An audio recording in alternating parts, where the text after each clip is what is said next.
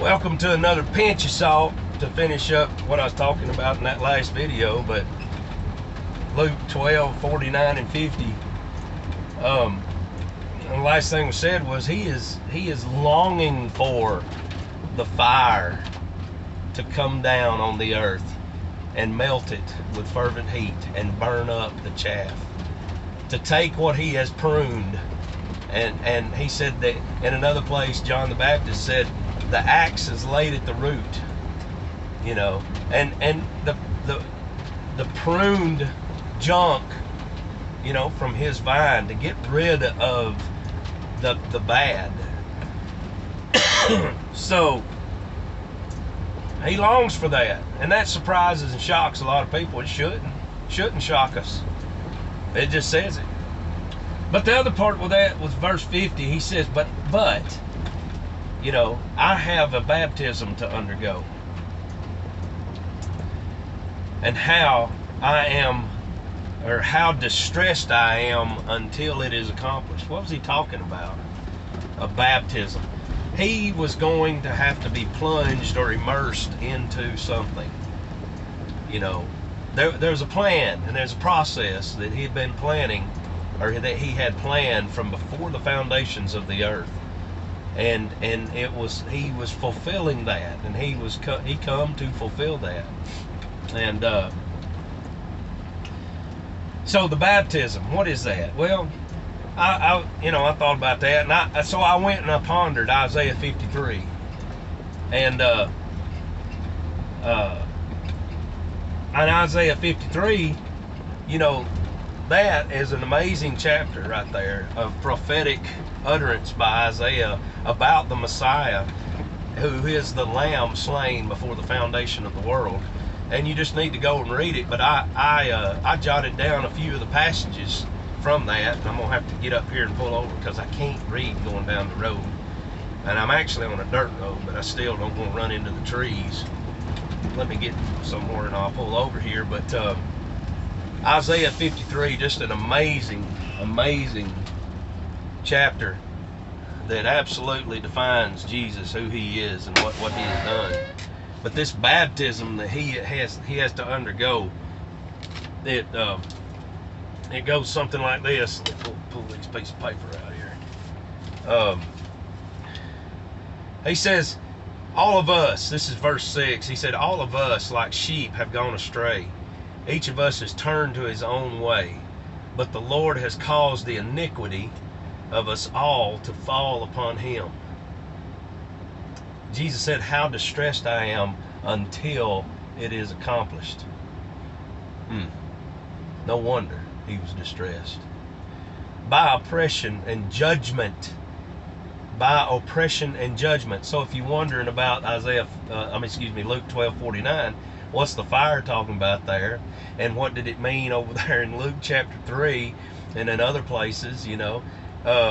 Wonder what he was talking about. He says, by oppression and judgment he was taken away, and for his generation, who considered that he was cut off of the land of the living for the transgression of my people, to whom the stroke was due. So he was about to take the stroke that was due to the people, but he took it, and he was distressed about that. The Lord was pleased to crush him. He would render himself as a guilt offering. Now, I skipped a bunch of verses here, but you understand, you go back and read it.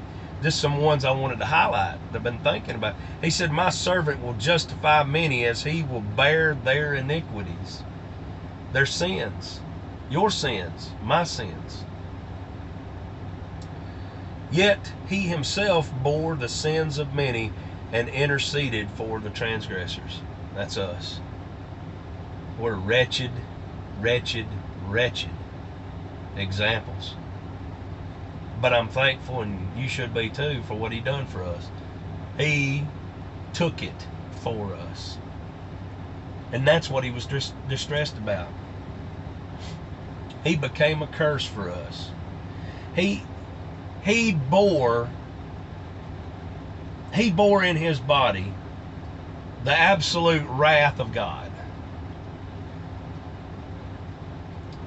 for the sins of his people. And he became a curse for us. On the cross, he suffered the full fury. Now get this. He suffered the full fury of God for all the sins, for all the sins of the people that would ever believe in human history. Somebody says, well, no, it's the sins of everybody. Well, if they don't believe, then it was not done for them. And that's why it's so important that you believe, so that it's not wasted effort, that the gospel would have been preached in vain to you. How many times has it been preached in vain to you? That's something to think about. It's time to believe. It's time to act on it. Not just believe, but act. And he done all that in a 3-hour period in darkness. What does distressed mean? Well, it's not just in Gethsemane that he was distressed. He was in a perpetual Gethsemane.